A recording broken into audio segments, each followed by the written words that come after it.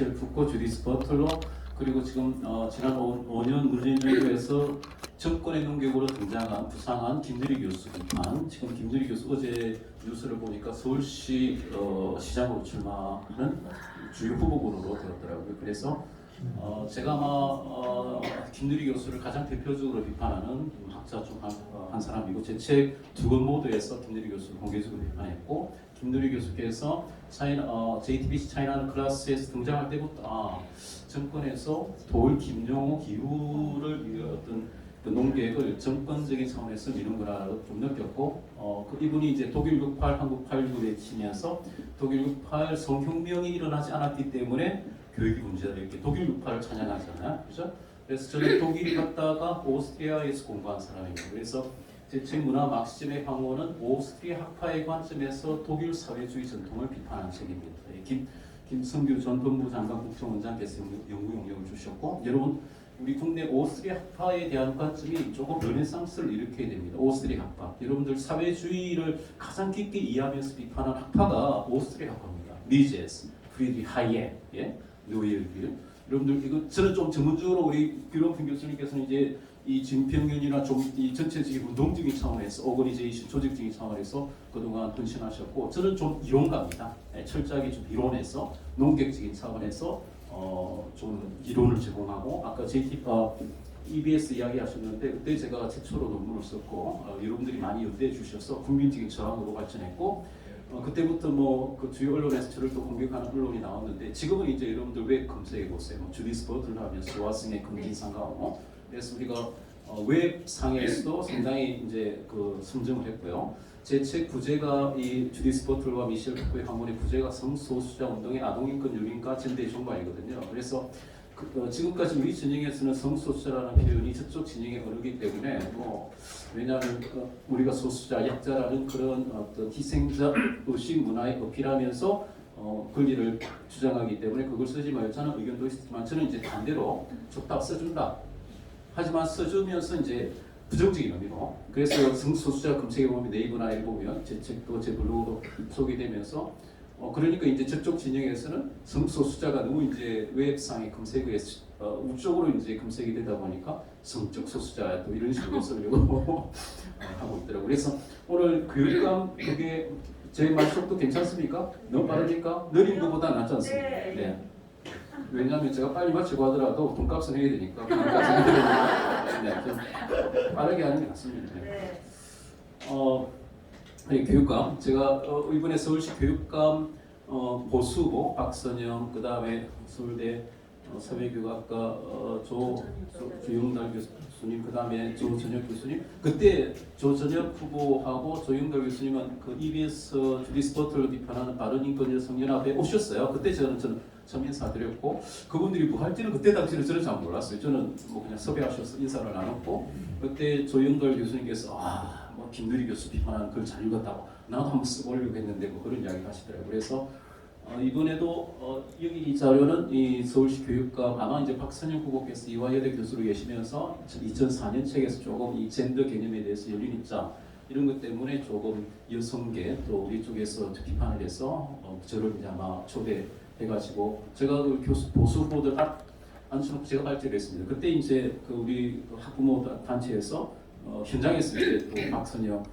교수를 좀 비판하고 그랬던 분위기고, 결국은 이제 조전혁 우리 교수님으로 후보가 일단은 단일화 되었는데, 그때도 이제 제가 강조했던 발제 분위기가 상당히 좋았다고 주최 측에서 상당히 좋았다고 분위기를 확 잡아놓으니까 박선영 후보께서도 이제 많이 제가 그 소개한 오덴 발탁교나 이런 것을 많이 학습하고 오셨더라고요. 그래서 자기를 이제 변명을 난 아니다고 막 이렇게 많이 학습하고 오셨는데 네.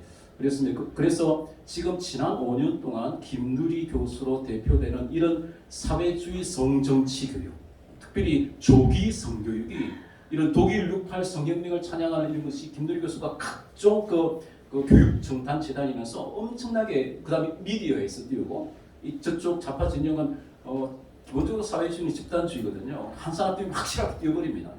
그냥 돌 김용호 이후로 나오는 농객처럼 앞으로 만들어갈 것 같고, 서울시장으로 나온다는 거 보니 확실히 이제 그렇게 갈 것 같아요. 어차피 그래서 여기에 대한 맞설 수 있고 반박하는 그런 입장이 필요하다고 생각하고, 그래서 저는 김대리 교수 입장 오늘 제가 쉽게 반박하겠습니다. 잘 들으시고요. 우리나라 정치계가 이렇게 돌아간다는 것이고, 자 조금 오늘 그러면 그러니까 교육계, 교육감, 네, 어디로 비춰야 되고 컴퓨터 어디 있나요? 어디 주겠습니다. 그냥 누르시면 됩니다. 아, 네.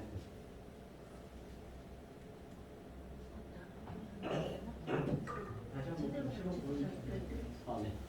네, 지금 감사하게도 어제 이 제 책이 있죠. 우리 팔로 오신 우리 승교사님 자공 독립적으로 움직이시는 분입니다. 여러분들 책을 뭐 사시든지 되도록이면 사십시오. 네. 지금 네이버 베스트셀러입니다. 여하튼 뭐 제가 자고 이렇게 제가 불러서 온 건 아니고 오늘 알려라고 주셨어. 저도 감사하고, 네. 또 이성만, 네. 그래서 이제 책에서 이제 조희연 교육감이 성공회대 교수 출신이거든요. 성공회대가 성중립적 젠더 개념에 기초한 성중립 화장실을 드디어 설치해버렸잖아요. 그렇죠? 우리나라 좌파의 어떤 아지트가 되어버렸고, 그래서 조희연 교육감과 김대리 교수가 굉장히 또 절친한 관계고, 이 두 사람이 지금 그러니까 제가 국외 주요 학사의 어떤 타겟, 우리 김지원 약사께서 다녀가셨는데 저번에 보니까 저와 EBS 방송 때 그런 이야기를 한 것 같아요. 대가리를 치야 된다고 좀 속담이고요. 네, 맞아요. 여러분들 수십조의 성인의 예산이 나오게 하려면 이론적 근거가 있어야 되잖아요. 그 이론적 근거를 제공한 사람이 주디스 버틀러고 젠더 트러블입니다. 그러려면 이런 운동을 우리가 물론 이제 현장에서 아스팔트에서 운동하시는 운동가 활동가도 분명히 필요합니다. 저같이 골방에 앉아서 글만 쓰고 이런다고 세상이 바뀌는 건 아니거든. 하지만 골방에 앉아서 이론을 비판하고 반박하는 이론가들도 반드시 필요해요. 논쟁이 들어가면. 그래서 젠더 트러블이 제 책이 좀 어렵다고 그러는데 젠더 트러블보다는 어렵진 않습니다.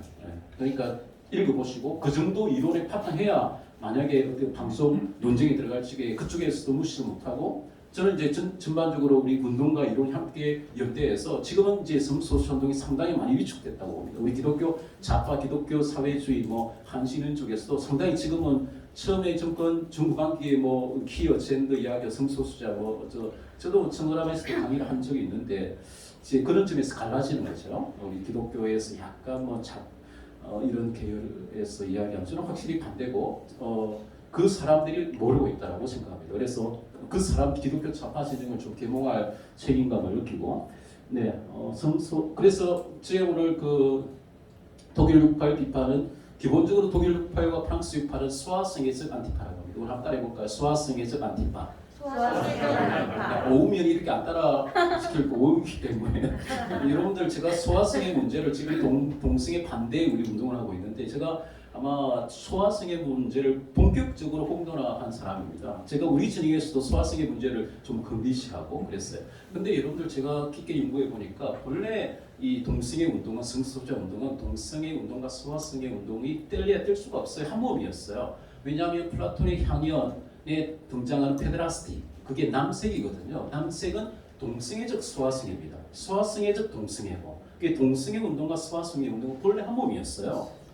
그래서 독일에서도 나중에 켄틀 교수 이야기하겠지만 동성애의 어떤 탈금기화를 주장하는 사람들이 소아성애 운동도 합니다. 그리고 동성애 운동과 소아성애 운동은 같은 그룹에서 추진되었어요. 그리고 많은 동성애자들이 소아기 시절에 성적인 강간을 당하거나 남자도 성적인 트라우마를 이기지 못해서 평생 동성애자로 사는 경우가 많아요. 그래서 소아성애 문제는 단순한 주변적인 문제가 아니라 독일 68과 프랑스 68의 어떤 전체 세대를 소아성애적 안티파라고 부릅니다. 지금 문화막시즘의 방울에 각주를 달았으니까 보고요. 네, 그래서 그러니까 독일 68과 프랑스 68은 본질적으로 소아성애적입니다. 소아성애는 단순한 개인의 어떤 성적 일탈과 성적 취향의 주변적인 문제가 아니라 소아성애적 안티파라는 말은 다시즘을 격파하기 위해서는 소아성애가 필요하고 소아성애를 하지 않았기 때문에 권위주의적 인격이 만들어지고 다시즘이 생겼다 이런 주장이에요. 이해하시겠습니까? 김대리 교수가 비레르마인이나 독일 68 이야기하면서 했던 게 그거예요. 이건 조금 제가 PPT 보여주면서 다시 이야기할 거예요. 소아성애적 안티파. 그러니까 소아성애 운동을 파시즘, 나치즘 청산과 격파를 위해서 하겠다는 그러니까 수화승회를 어떤 정치 기획으로 삼은 거예요. 그런 입장을 가진 그것을 김유리 교수가 뭐 아주 자랑스럽게 독일 68, 한국 86이라고 해주면서 그리고 또 거기 그 강의를 듣고 많은 사람들이 넘어가요. 기독교계에서도 좋은 교사라는 우리 기독교 뭐 참 안타까워요. 그래서 제가 기회가 마당만 만들어 주시면 저는 김유리 교수하고도 논쟁하고 적극적으로 반박해 나갈 것입니다. 오늘 보면 쉽게 반박 당할 수 있다는 것을 아시게 될 겁니다. 제가 좀 깊이 자료가 많으니까요. 네. 지금 올 10월에 그 제가 젠더 이데올로기 비판 국제학술대회 실무를 제가 맡아서 한 분을 지금 확정을 지었는데요. 그 교수가 스위스 쭈리히 대학의 유르겐 엘커스라는 교수입니다. 이 교수가 쉽게 말하면 여러분 나중에 나오겠지만은 김누리 교수가 그렇게 찬양하는 독일 68 진보 교육의 상징이라고 하는 학교가 독일에 있습니다.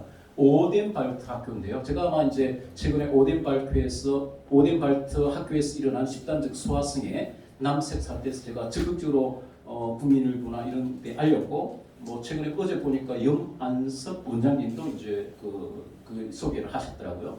그래서 이 왜 오덴발트 학교가 중요하냐면 김누리 교수가 그렇게 찬양하는 독일 68 반권위주의적 루소주의적 교육의 상징이에요. 100년 된 학교고요. 막스 베브의 아들 그 아내하고도 관련돼 있고 막스 베브하고 그 다음에 헤르만 헤세하고도 관련돼 있는 독일에서 하나. 그리고 어제 염안섭 원장님께서 소개하는 자료 보니까 그걸 제가 소개하지 않았는데 찾아서 국내 자료에 보니까 독일 진보 교육에서 가장 우수한 학교로 그 오덴발트 학교를 소개하는 논문이 있어요.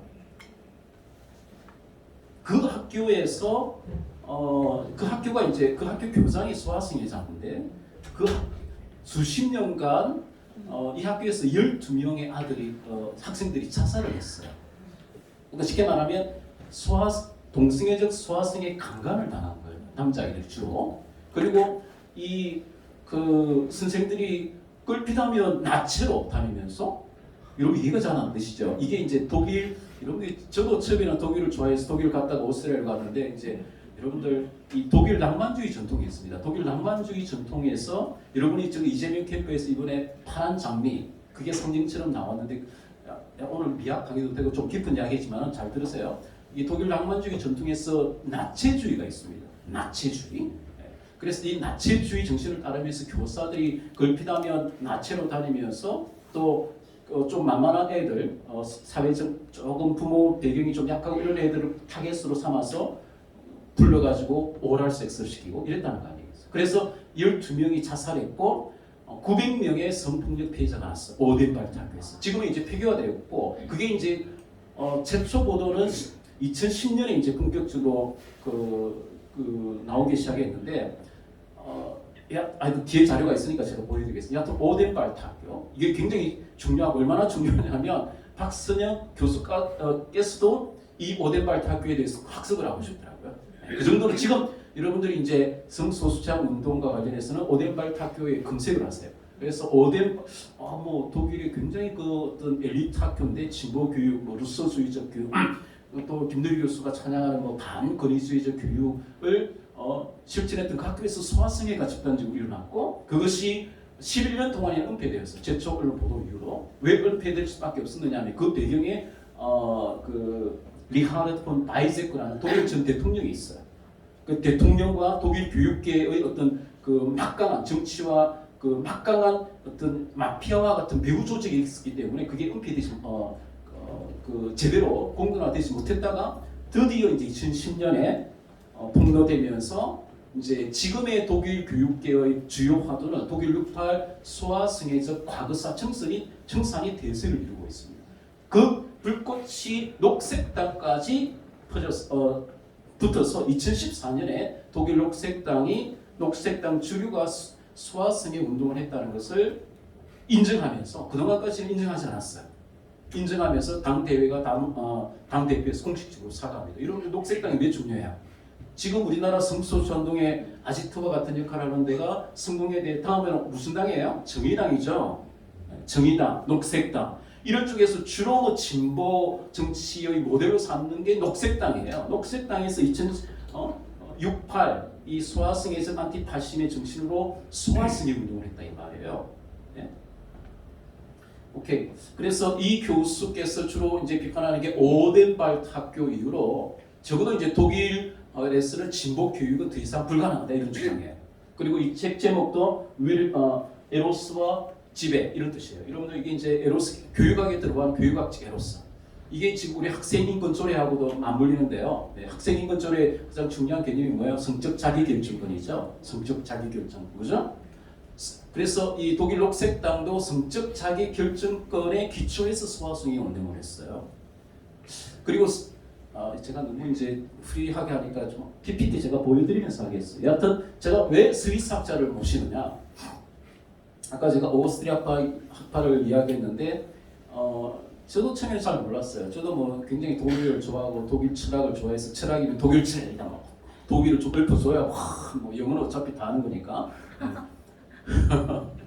그랬는데 이제 독일 갔다가 오스트리아로 가면서 같은 독일어를 세 나라가 쓰지만은 스위스하고 오스트리아는 영미 세계에 대해서 영미 자본주의, 영미 상업주의, 영미 자유주의, 영미 개인주의에 대해서 그렇게 적대적이지 않아요.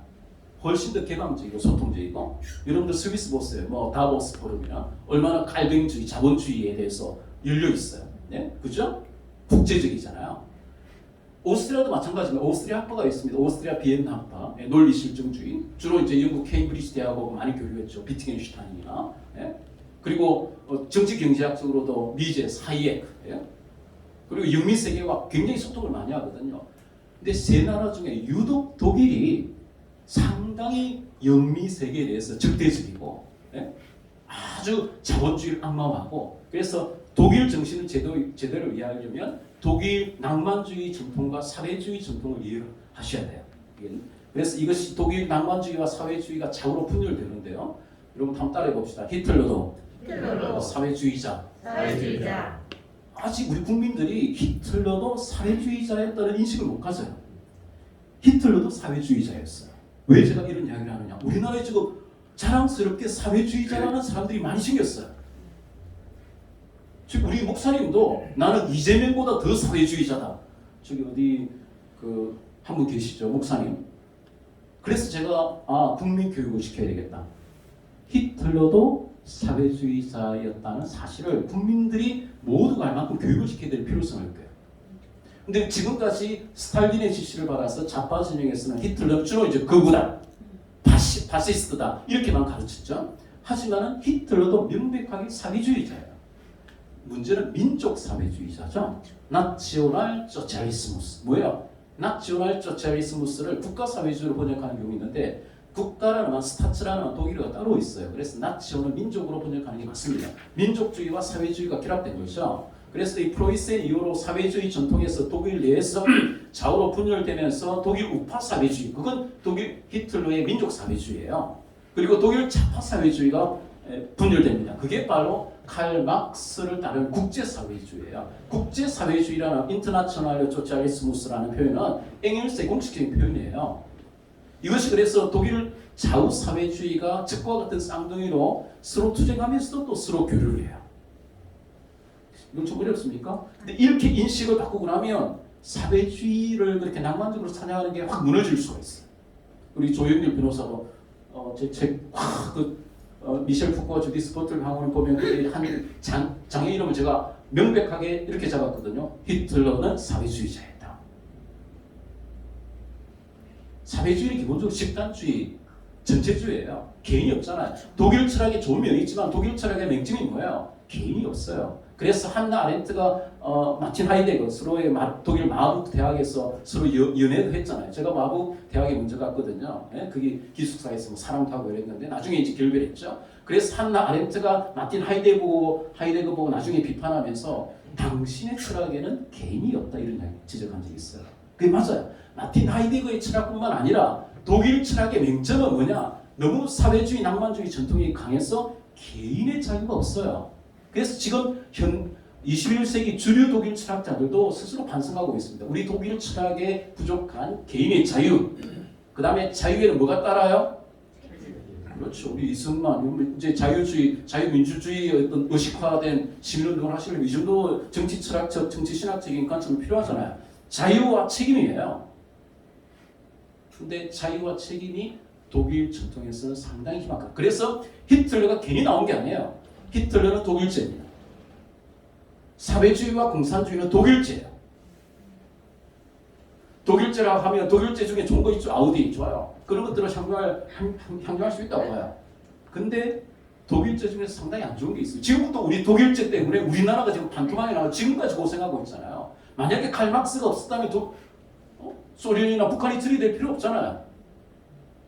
최초의 원인 제공자는 칼막스라는 철학자죠. 참 그 이상한 하나님 나라를 자기들이 말이 이 땅에 실현하겠다고 그런 환상에 빠져가지고 지금도. 그래서 여러분들 제가 곳곳마다 다니면서 독일을 많이 비판합니다. 독일 철학에 대한 독일에 대한 거품이 존재해 우리. 왜냐하면 학계에 일본의 영향도 있고요. 그래서 어느 정도 과대평가된 거품은 빠져야 된다 그렇게 봅니다. 제가 조금 PPT 보여드리면서 제가 가겠습니다. 그래서 여기 보면 이 책은 소위 진보 교육, 여기 이제 독일에는 개혁 교육이라고 부르는데요. 이런 쪽에서 그 찬양했던 데서 본질적으로 그러니까 오덴발 타피에스뿐만 아니라 20세기 초반의 독일 개혁 운동에서도 그 쉽게 말하면 여러분들이 왜 학생인권 조례가 문제가 되느냐면 그 교육학적 에로스 개념을 가지고요. 선생님하고 아이들 사이에는 교육학적 에로스가 존재하기 때문에 부모들은 끼지 마라. 교육학적 에로스. 아니요, 그게 이제 플라톤의 향인에 나오는